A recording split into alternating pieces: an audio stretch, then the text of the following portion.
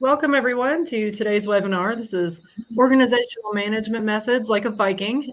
Welcome to our webinar. My name is Charlie Taylor. I'm one of the continuing education consultants at KDLA, and I'm going to be facilitating the webinar and just sort of handling any technical issues that come in. So if you have any, have any technical issues, feel free to use the chat to let me know about those, and I'll do my best to help you out with them. You can also use the chat for questions for our presenters. We'll be taking questions as we go, so please feel free to chat those in as they come up, and they'll be happy to address those for you. We don't have any slides for today's webinar, so we don't have to worry about that. We're just going to be screen sharing and seeing things live, so that'll be a nice change of pace. And this webinar is being recorded, and it will be available within 1 week of today's webinar, hopefully sooner than that, in our online portal. And finally, you should have seen a notification about live captioning.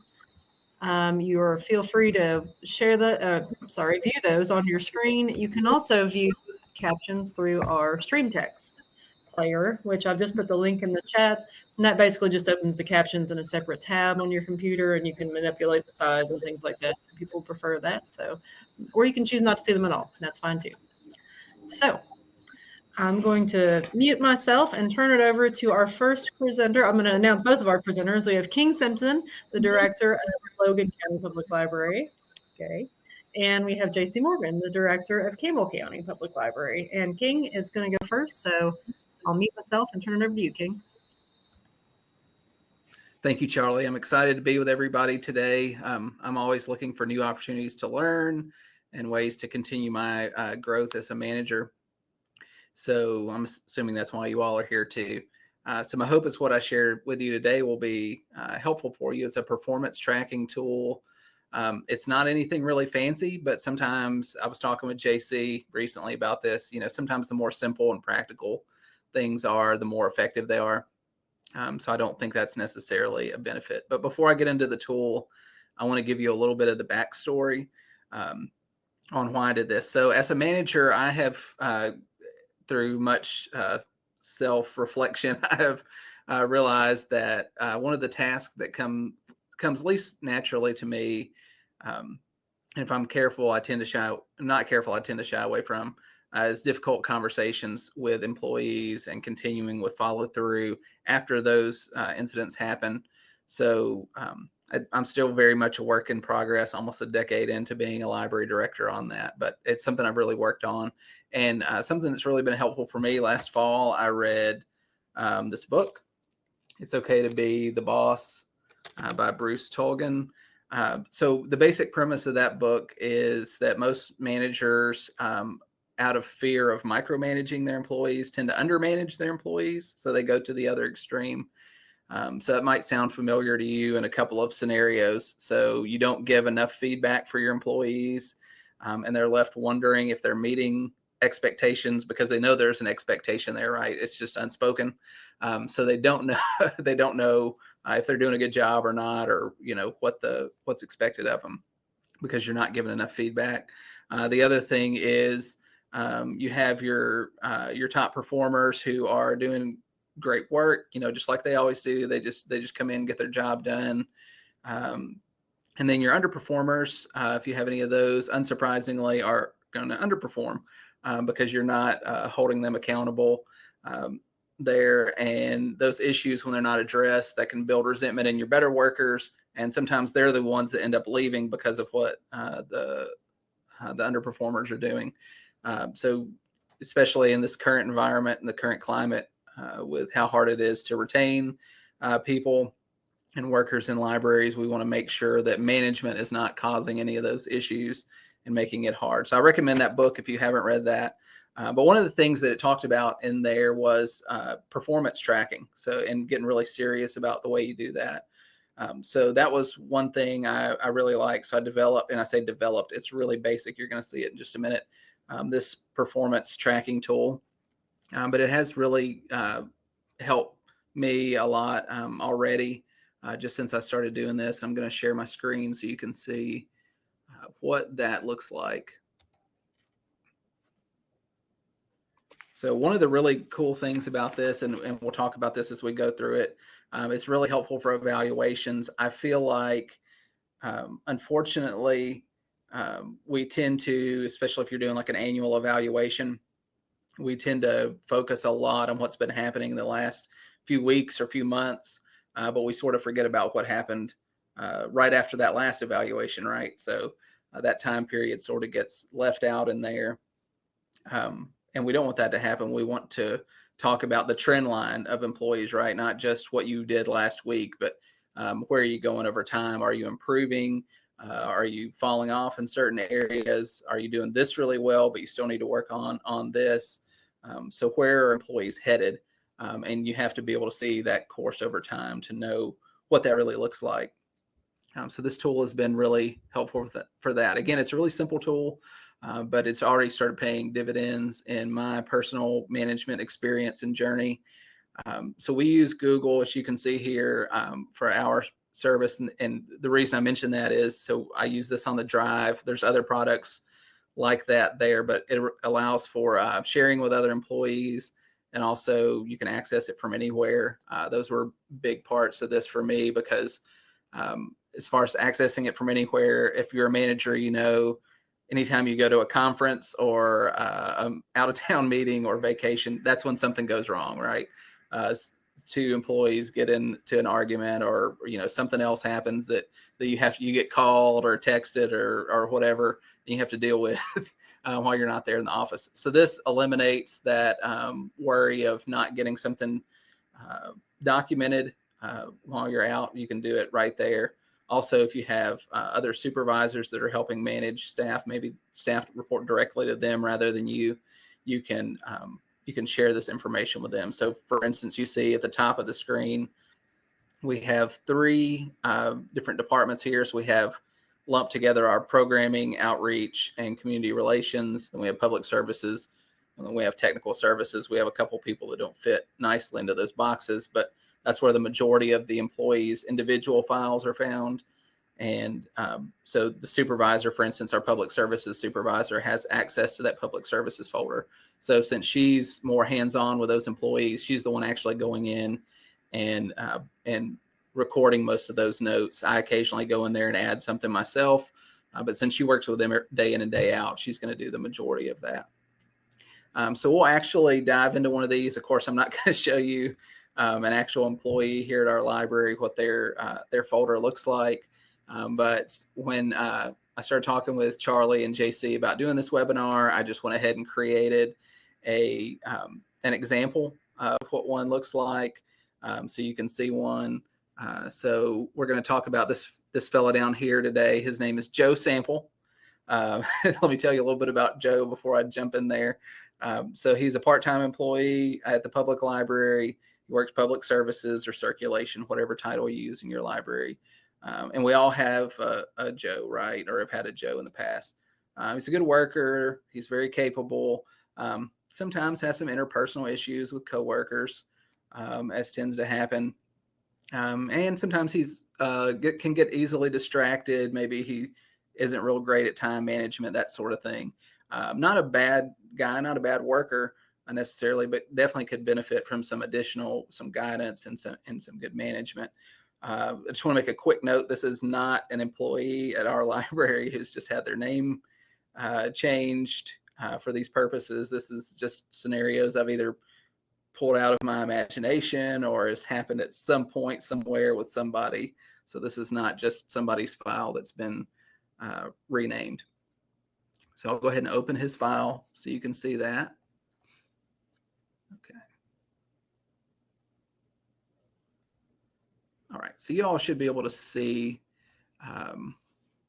Joe's performance file now.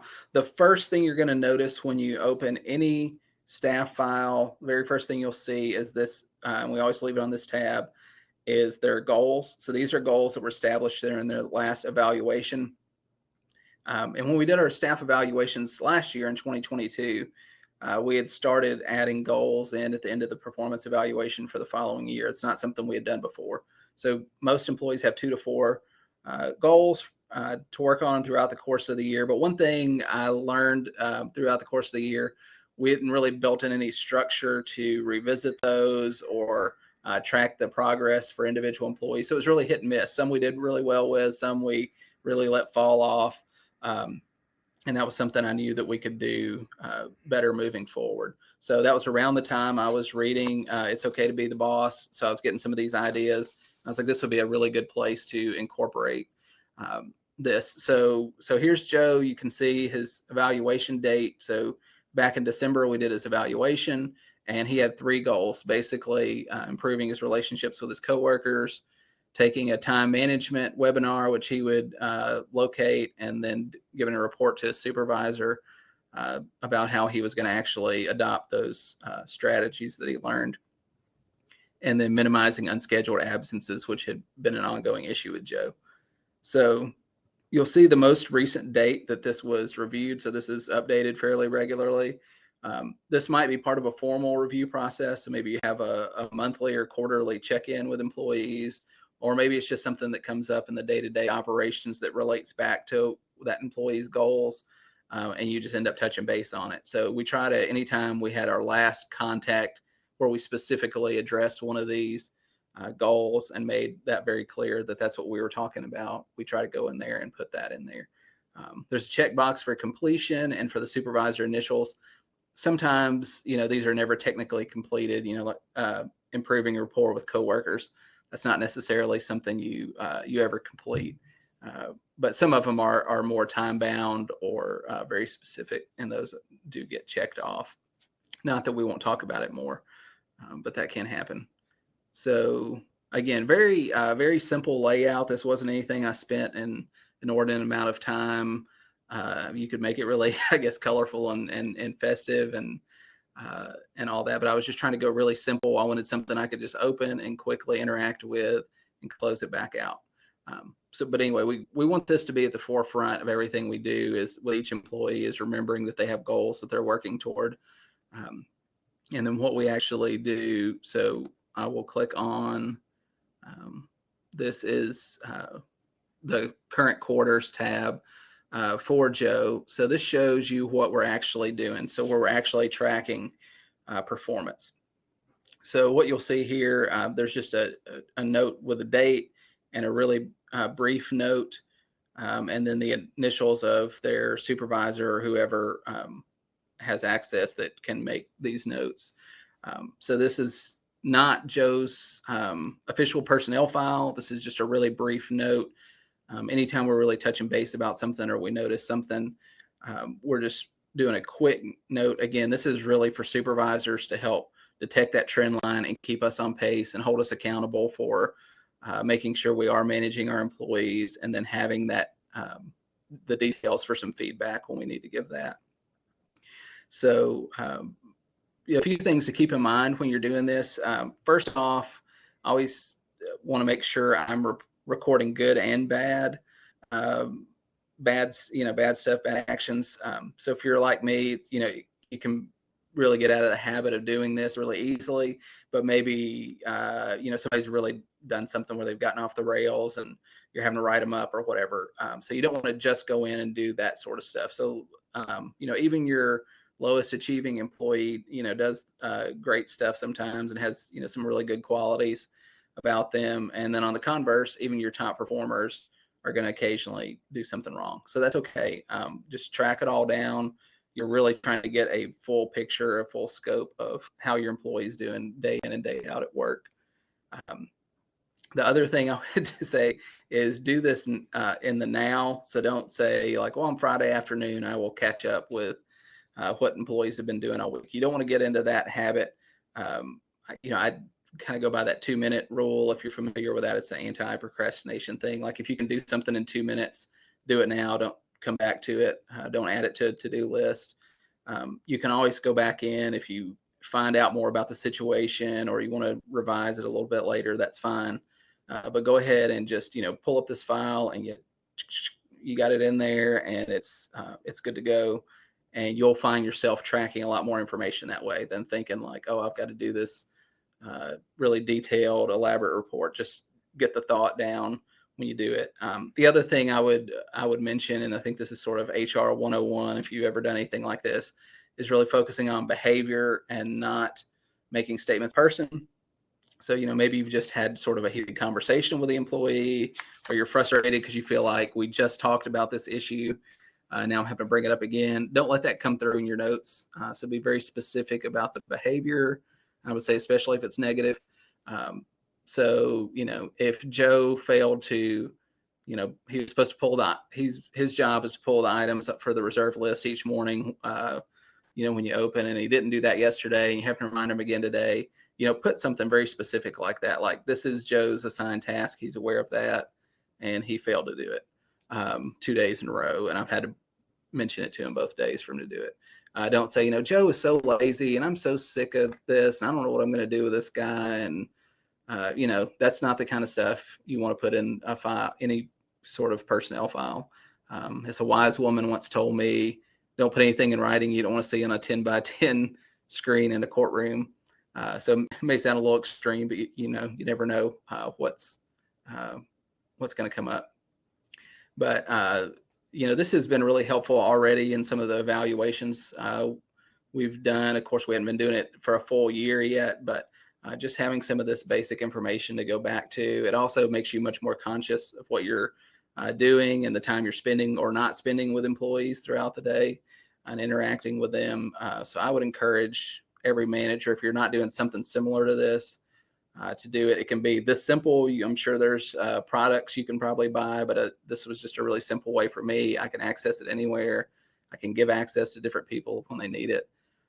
It's been really helpful. One thing you'll notice I do, so at the end of every month, I do a little summary. So you see like the January summary there. I don't try to capture every little detail that I had in the notes. I'm just trying to get sort of a snapshot or a highlight. So at the end of the year, I can go back and look at Joe's trajectory, and I can see, he was doing pretty good with some of this stuff, and then he kind of fell off, and now he's doing better. So we can really have conversations ongoing, but especially at the end of that evaluation period. Because if you think about it, if you do, 5 notes a month on an employee, that's 70 in the course of a year, and then times that by however many employees you're managing. So it really helps reduce that workload if just about once a month, usually the first day of the month or first day of work of the month, I go in and try to just quickly go through this with all my employees. And it's going to vary from time to time. So one thing you'll see, I'll scroll down here. So there were quite a few notes you see in January, about a dozen or so notes. And then February, there's a few at the beginning of the month, and then there's about a 3-week gap. So, sometimes whatever happens, life happens, right? So either you just fall out of the habit or things are crazy at the library and you just don't get to it. The important thing is, look at March. I came back to it, and we got back on track and started working through this documentation and tracking this performance again. So one of the things, if I can, I'm going to read you a real brief passage from It's Okay to Be the Boss that I just happened to flip to this morning, that really reinforces what I was just talking about getting back on track. It says, as hard as you try, you will sometimes drop the ball. Your employees will notice, and it will be really hard to start managing after being disengaged for some period of time. So he talks about that, and he said, it's okay to acknowledge your failure in your discussions with your employees. Promise to do better, then get back to work and do better. So this is a great way to really help you stay on track, and hopefully keep you on track, keep your employees on track. I think it's really, like I said, already started paying dividends for our organization. It's not anything fancy or overly elaborate, but it really has gotten the job done. And I look forward to seeing where it takes us in the future. Hopefully this has been helpful. I appreciate y'all's time, and feel free to reach out if you have any questions.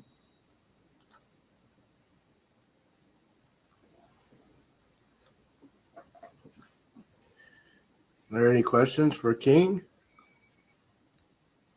Somebody's got to have a question for King. King looks like a person who wants to be asked a question. King, would you give me a raise if I worked for you? I'd have to go back through your performance tracking and see how your performance has looked over the past year, and we might talk. I can tell you that if things were slow and one of your managers was saying I wanted to send somebody home, JC would be raising his hand. Hey, send me, send me. Sometimes we have volunteers, that's okay. So I am going to talk about Workflowy, which is it's a website. It's also an app on my phone, and that's how JC tracks JC. One of my staff years ago did a presentation on life hack apps, and I went to it, and I got I don't know, maybe a half a dozen or so different apps that helped organize your life. And I decided to just try some of them out. There was Microsoft OneNote. God, I've forgotten all the ones that I use, but I lit on Workflowy. It just works for me. It's just the way my brain functions. And so then I got my wife hooked on it. My assistant director's hooked on it. My kids are hooked on it. My kids are really cute with it. One of them had a list of everything that she was going to need for college that she started when she was probably a freshman in high school. So it had altered drastically by the time she got to be in college. But she diligently kept a list of toilet paper and pencils and all of these things that she was going to need when she was in college, starting really her freshman year. That's kind of indicative of who she is. Workflowy, I'll introduce you to it the same way that I introduced my wife to it, only you get an extra bullet. When I showed it to my wife the first time, it only had 2 things on it. So I have an extra bullet here for you, examples. But I told her, this is the greatest thing ever. Look at it. And it says work and personal. That's all it said. And she said, well, that's pretty inspiring. But it really is, because it's just so dang simple. I have a work life and I have a personal life, and everything that flows through those 2 pieces of me goes through these 2 bullets. But at its heart, it is just a bulleted to-do list. That's it. If you click on this little button, it opens up the subheadings that are underneath there. You can click on another one and you can see the subjects that are underneath there. And you can go back to the start just by clicking on the word or clicking on the little home symbol. So you're really just kind of flipping back and forth between these headings, and you can get started today without any other training other than that. You're perfectly fine using Workflowy with just that much. You'll start out with a bullet and just start bulleting to your heart's content. So if you're a person who does work off to-do lists, and I'm not really so much of a to-do list person, but I use Workflowy in a lot of different ways that aren't necessarily to-do list oriented. Like underneath subject 1, I have a subheading 2 and a subheading 3. And then under here, I have more subheadings. One of the ways you can use Workflowy, and I personally don't do this, but I wanted to show you that it could be done. If you just had a whole long list of bullets, you can use these little hashtags here to mark them, to name them. And then if you clicked on board, it would just show you only the ones that have that hashtag. Or you can do a search for hashtag board, and it will show you only the to-do things or only the bullets that relate to board. And again, you can go back to the main list just by clicking on the word examples over there. So you could have one super long list and just use all these hashtags in order to organize it without ever really putting it into all these subheadings the way that I tend to do. Another cool thing that you can do is you can assign people. It really sort of works the same way as a hashtag, but it'll search for @Chantel. Chantel's my assistant director. So if I had things that I wanted specifically for her, I could share them with her using this. She could see everything that's assigned to @Chantel. Sorry, I have a cold. You can share list, and I'll talk a little bit more about that in just a minute, so that somebody else could edit your list. And that's really handy in a number of different circumstances. One that I didn't think I would have any use for that has become handy is it's called mirroring. So you can mirror or detach a mirror. You can mirror subject heading 2, and then everything that you do to subject heading 2, I'm going to put that here. Everything that you do to subject heading 2 here is picked up in the other one. So if I just write a whole bunch of stuff, I have a bunch of stuff. Now when I go back to examples and I look at the other subheading 2, it just has the same headings. And you can tell it's mirrored because it has that little diamond kind of symbol. The rest are all just bullets. This is really handy for me, and again, I use this personally and professionally. So I have all of my, I like to cook. I have all my recipes in here, and I have my recipes divided up by what I cook with: a Dutch oven, a frying pan, an oven, whatever. And then I also have them divided up by the type of protein that's used or not protein that's used for the vegetarian stuff. And then I have them divided up by cuisine. So there's American, there's French, there's Latino, there's Hispanic, there's whatever. And I can have those recipes mirrored when I tweak them, because I'm always tweaking them. I'm always adding, another half a teaspoonful of cumin or something like that to a recipe. And so when I tweak them, it tweaks them in every single one. So if I just wanted to add cumin to my recipe here, I just add it here, and it changes everywhere that recipe appears, which is really kind of cool.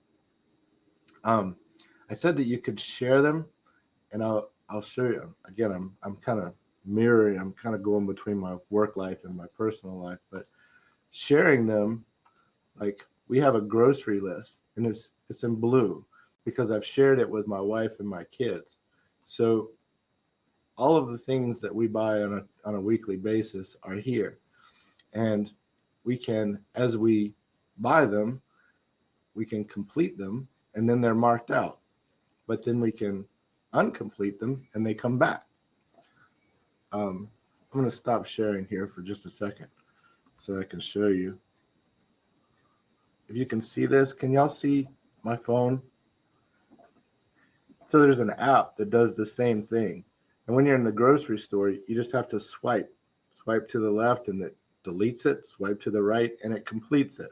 Or if it's completed, swipe to the left, and it uncompletes it. So you can take things off, and you can add things to using the app while you're in the grocery store,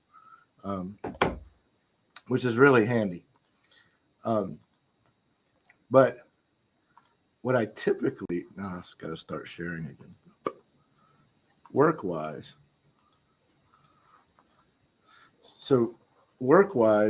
and again, I just went to home and then I clicked on work. Like under board here, this is everything the board has to take care of over the course of a year. So I put all these things in here, and I refer to this frequently because somebody will ask me, when are we going to review the circulation policies? And so I will look through and I'll say, oh, we're going to do that in March. So it's not really so much as a to-do list as it is as a place to keep a reminder for me of when the board does certain things. I also go to a lot of meetings, and so I take notes for the meetings here in Workflowy because, again, it's on my phone. It's handy, like Kiwanis. I keep the minutes for them. So there's all the minutes of our 15 March meeting that I took. And then I just sent those out to everybody because once you have them, you can export them. And then I just copy and paste that, put it into a email, and I send it off. You can actually export your entire Workflowy, all of it, and put it into a Word document if you want. And I do that from time to time just because I'm curious about how many pages my Workflowy takes up. It actually takes up, I think it's like 70 pages now of a Word document. It's some incredibly long number of words because there's a whole bunch of stuff under these bullets. So I showed you how you could add one, but you can add them anywhere. And subheading 7, and you just keep going. You can move them around. If I wanted to put subheading 2 back up here, you just grab it and pull it. If you wanted subheading 1 to become a main heading, you could drag it over there. If you drag a bullet that has a whole bunch of subheadings, they all go with it. And you can do that on your smartphone too. So reorganizing your list is really easy, and I like it that I always have it with me. Again, with recipes, I decided yesterday I wanted to make spinach quiche soup. So I didn't want to write down everything I needed at the grocery store. I just pulled up the recipe there in the grocery store and bought everything that I needed to make spinach quiche soup yesterday. So super, super handy. I told you some of the ways I use it, like for keeping minutes or keeping notes on meetings that I do, notes of different talks that I go to or webinars that I go to. I'll write down all the notes from those. If I'm kind of doing an impromptu speech, I don't really do long speeches here, but if I'm doing an impromptu talk, like in front of the staff, and I'm just sitting there writing notes while somebody else is talking about what I want to talk about, I'll do that here in speech notes. And then I actually do have sort of a to-do list, things that I was taking care of. COVID was a whole nother thing, but that's where I kept my notes when I was going through COVID. And sometimes you're just working on a project that takes a long time, like replacing our copiers and scanners. So I literally kept track of everybody I had talked to and what I had done with them inside Workflowy, so that I had a place to go back and look at when I talked to them. My accountant left back in January, and so I've been working for the last 3 months on getting all of these accounts switched over to the new bookkeeper and all of that. And it's a lot of talking to customer service reps, having to give them numbers and things like that. You can keep track of it inside Workflowy so that you have all that to refer to when you call. They want your merchant ID number. They want your user ID number. They want the password. They want whatever they want. I can keep track of all of that here. And then when they say, well, when did you last call, sir? I can tell them that I did it on 2/17 or whenever it was that I did that thing. There's some projects that are kind of ongoing, like Imagination Library. So I'll keep a list of contacts for all of the community partner contacts, that I have it all in one place. These are old. Some of this stuff is old. I just haven't paid any attention to it. It's questions that I had when we were first starting it out, training that I did, that sort of thing. We had a dinner that I invited a bunch of people to get the schools on board for it. So I just kept track of it all through Workflowy. A staff member recently said that I was one of the most organized people that he knew, and I really hadn't thought of it about how much Workflowy was keeping me organized until he said that. And I'm not always the most organized person, but this is one of the ways that I do it. And it's not the only way that I keep organized either. I do sometimes I'll just use a simple Word document, like if I just have a project that's just going on, and I'll write down, just like in Workflowy, I just have a bullet list of things that I need to know to work on that project in the very beginning, like if I'm changing accounts, account numbers and usernames and all of those things that I'm going to need. I'll put at the top of the Word document, and then I'll just start a bulleted list of who I talked to and when, and what the next step was, so that I just keep track of all of that. I use Outlook Calendar a lot to keep me on track.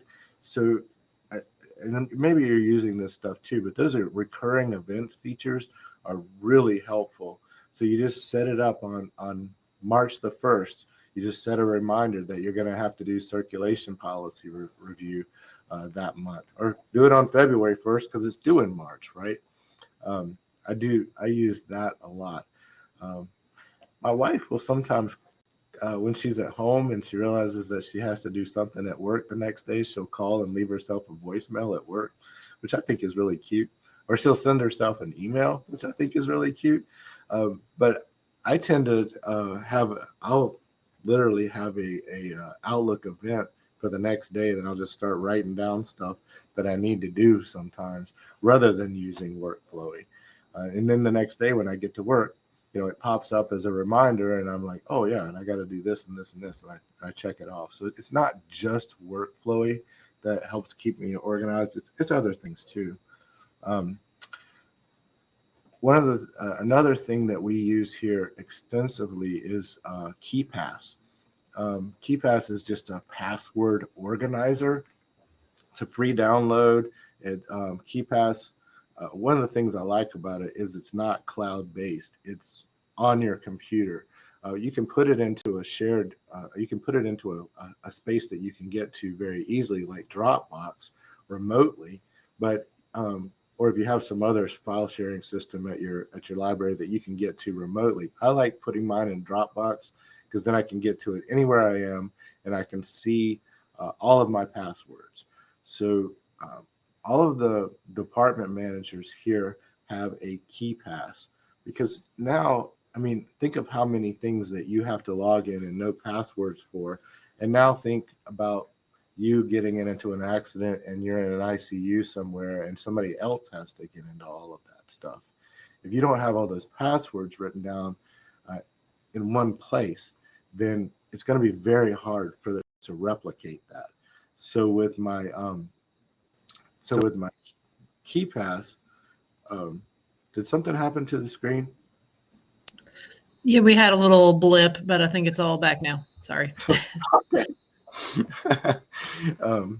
I saw Tara O'Hagan's name come up and I didn't know what had happened there. So, but KeePass, I share the password for my KeePass with my assistant director so that if I do end up in an ICU, she can get to that KeePass and have at least a better starting place than nothing to go from. It's much better than a paper-based system. So if you're one of those people who has everything written down in some notebook and then you've got post-it notes in where you change the password and all of that, if those post-it notes become unattached from whatever you post-it noted them over, then they're pretty much useless. And KeePass helps you avoid all of that. And I do actually keep a pad of paper in front of me right here that I write notes on all the time. So like right here, that was a little fun one. Altercation in front of the library. Father and son. The son tried to bite the father's nose off. I'm not kidding. And then the son stole the keys to the van that the father was driving and walked off with them, leaving the van immobile in front of the library in the middle of the parking lot. But my note here is really to tell me that incident started at 5:17 and 40 seconds on the video cameras. So I'm also just writing down stuff as things happen, and I find that very handy as well. But all of these things together kind of work to keep JC's life organized in some way. And you probably got your own systems too. So, and again, some of y'all have heard me say this before. One of the best tools that you can do for yourself to keep yourself organized is to start writing a manual for your own position. What do you do and how do you do it and when do you do it? All written down inside of a manual that you can easily hand to somebody else or that somebody else can find if something happens to you. But just thinking like that, just thinking of your work life as something that you need to have a manual for is super helpful.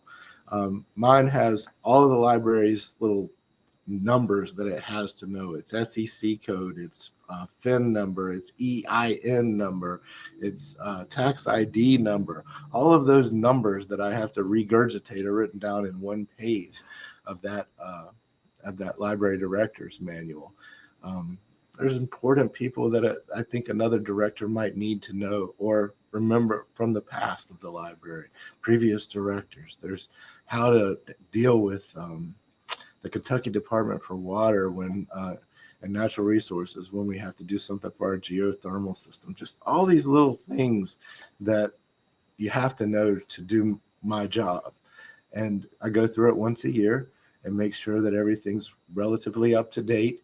The rules for how we report our taxes and set our tax rates just change all the time, so I have to redo that on an annual basis to make sure I've got it right. And that is a super handy tool for keep not only making me accountable for what I do, but also to hand that off to somebody else if they had to. So hopefully that helped you a little bit. I think did I show you? I can't remember if I showed you in all of that. I can't remember if I showed you a basic thing about workflow, which is that oh yeah, I did show you that you can complete something and then it's marked out and then you can uncomplete it. I do remember talking about that now. Sorry, I just got a fog in my brain from this cold. So, but it's really simple, and on the app it's even easier. You can't share a particular bullet from the app. You have to do that from the website. And there's also a desk app, but I don't use that. These shared ones, like the grocery list, and this one that says order, this is for when my family is pulling up to a drive-through, and I tell them, all right, tell me what you want at McDonald's, and they write down what they want. This is a past trip, a road trip somewhere, so all of them will write down all of the things that they want, and then when I get up to the drive-through window, I don't have to remember all that stuff. It's all written down. So about 3 exits before we stop, I'll say, hey man, we're gonna stop at X place, and they'll just fill all that stuff out. Anyway, and these are actually songs that I want to listen to in the car because we do these. We have Spotify and we're playing that, and so we play songs in rotation, and somebody will play first song, second song, third song, and then I gotta think of a song, so I just have a list so that I don't have to think too hard. That's about all I got to say about that. Are there any questions at all? So far, we don't have questions, but we got a couple of people who have also done manuals for their jobs. So that sounds like it's a helpful exercise, helpful thing to have. Yeah, dark but helpful. I agree. Yeah. Case of my eyes. Let me stop sharing. Sorry. I have a couple questions, JC. Yeah. About workflow. Like how many sub levels or whatever the term is can you go? So like I know you had like headings and then subheadings. Like how far out can you extend that? Oh my God. Or have you found like, is there a maximum to it? I've never found that limit. There is a free version, and they say they limit you to 250 bullets a month. I never hit that limit either, but I did start paying for it because once I was so invested in it and I had so much information in there, I wanted it has an automatic backup, so it automatically backs up to my Dropbox account, and I wanted that, and I didn't want to worry about a limitation of any way. So, and you can do all kinds of other stuff. You can change fonts, you can put pictures in there, all kinds of things. I just keep it simple. We already answered my second question. I was going to ask you which version because I was looking it up when you were talking and I saw that there was a basic free version and Pro, which was $4.99 a month. So you started off with the basic and then moved over. Yeah, I pay for it on I think of it like some people buy a new calendar every year. That's the way I think of Workflowy. Yeah. I'm sure the first time or two it comes in handy when you're out somewhere. It's more than paid for itself for the year. Oh yeah. But all my vehicles are in there, and the license plates and the VIN numbers, and you get somewhere and somebody's asking for that. There it is. Hope AI doesn't get a hold of that and I could clone you. Yeah. So Workflowy is an app or website or both? It's both. Yep. It's an app. You can get a desktop app, which I don't use, or you can use it on the website, workflowy.com, or you can download it in both the Apple Store and the Android Store. Okay, and so can you put items in it? Like her example is boarding passes. Does it store stuff or it just stores information? It doesn't. I wouldn't. It can't store a boarding pass. It can store your confirmation numbers and all of those things. You can just type them in there. But no, you can't put a boarding pass in there that I know of.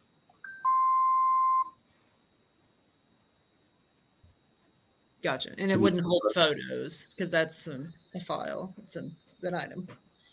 I think it actually can hold photos. I've never done it, so I really don't know. Oh, okay. Kind of like maybe like OneNote, but I've seen examples, and there's all kinds of tutorials on YouTube if you want to look them up for Workflowy. There's actually a couple of manuals that you can buy for it if you wanted to, but again, I keep it simple. I don't want to complicate it. There you go.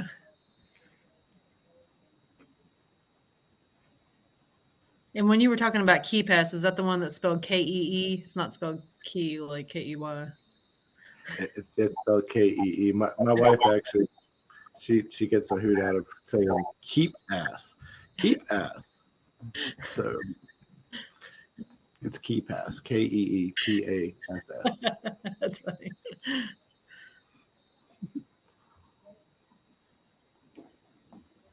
Yeah, KeyPass. You got it. And there's a version for your phone, a mobile version, and then there's a desktop version of KeyPass. So either one. I use that all the time.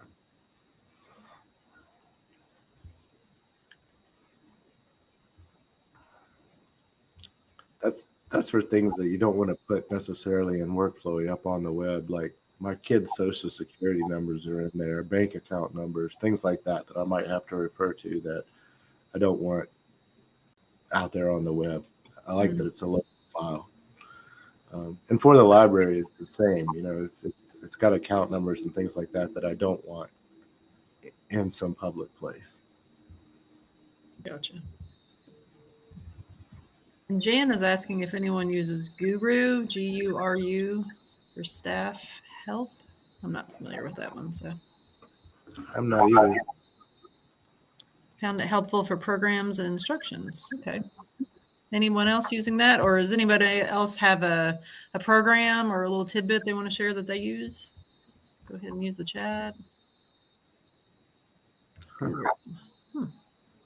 That's it. I'll share that. That's it. Interesting. Your company's single source of truth.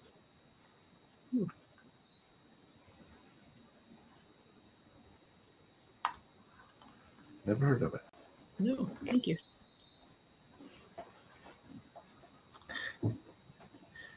Yeah, King and I were hoping to learn a little bit from you guys. So Guru's an interesting one.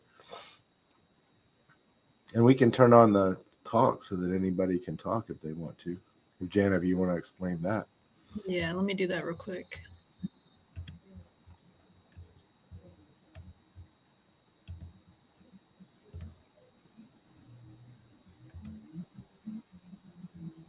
All right, folks should have access to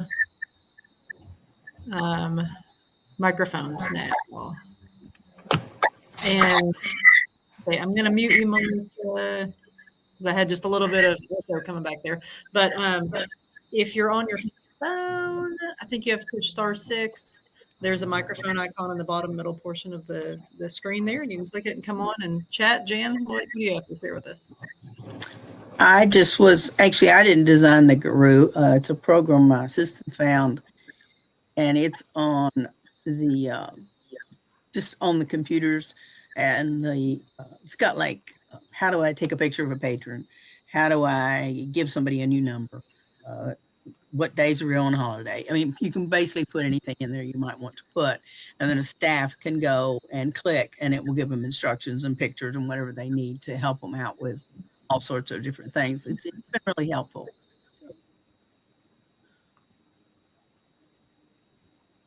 That's cool. Anything else that anybody uses?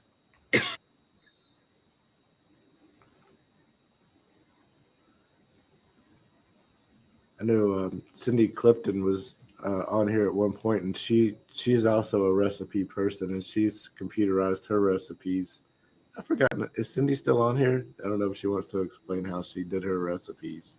She's still on. Cindy, you can feel free to chat in, or yep, she's found her mic. Yeah, so I use Google Drive to organize all of my documents and things, but specifically recipes. If I find a recipe I like, I have a recipe folder on Google Drive, and then I have other folders by protein. So I have a chicken folder and a seafood folder and a pork folder, and then all of those recipes are in those specific folders. So if I'm at home one night and I'm like, man, we've had pork 3 times this week, I need something chicken related, I can go to my chicken folder and see what options I have.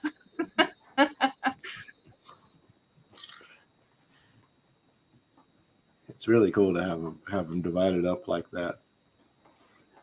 Particularly the cuisine one. Sometimes I get a kick out of just going and finding some weird Latino recipe that I have. Something we don't eat often. Something my children won't eat, who can only eat it when they're not around.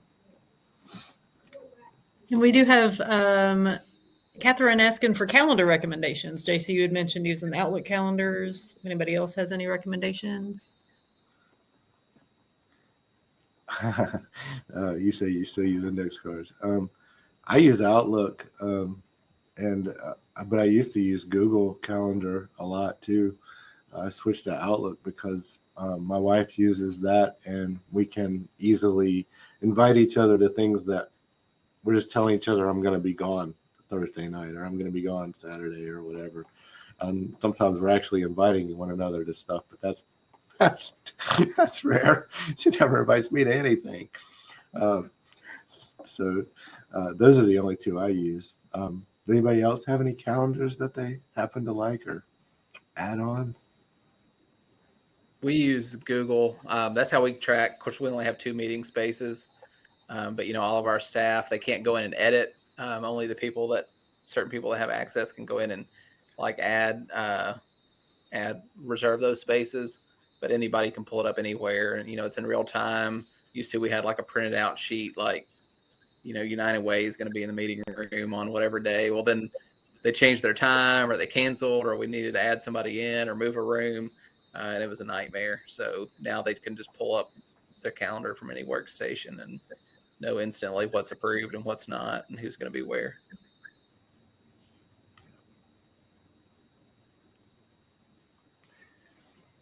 Now, I will show you this.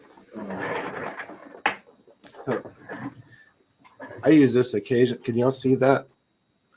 I actually stole this idea from Lisa Rice. So we actually have these calendars made for the library, and give them out to staff.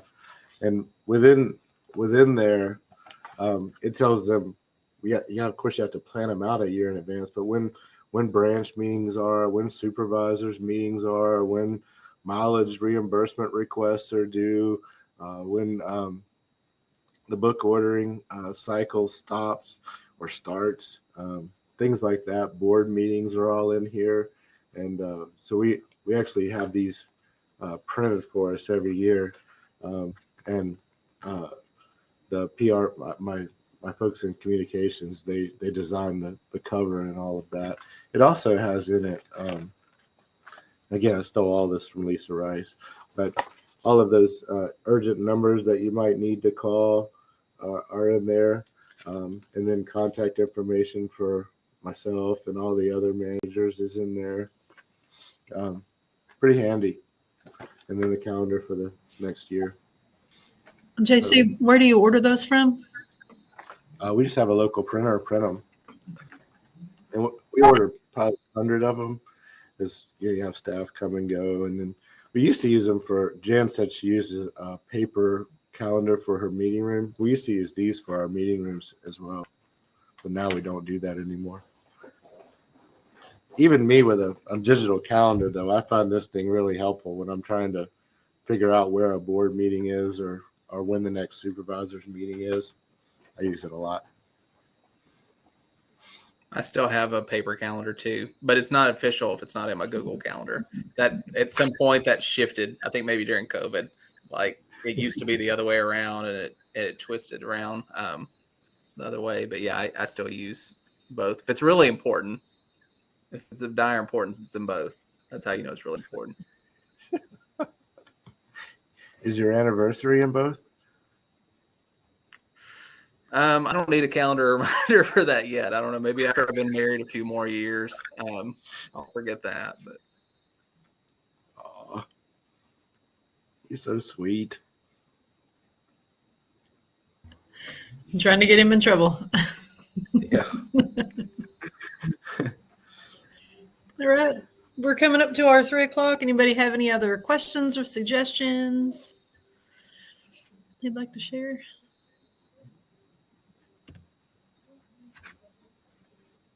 Real quickly, I'm just going to pop on our finishing slides that I have to share for you all.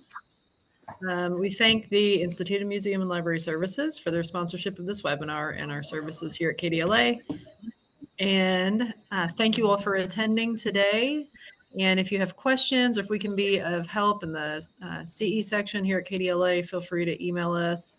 And I'm going to pop a link to our webinar survey into the chat. We would greatly appreciate it if you let us know how you like this webinar, or if you have other topics that you would like to see in a webinar.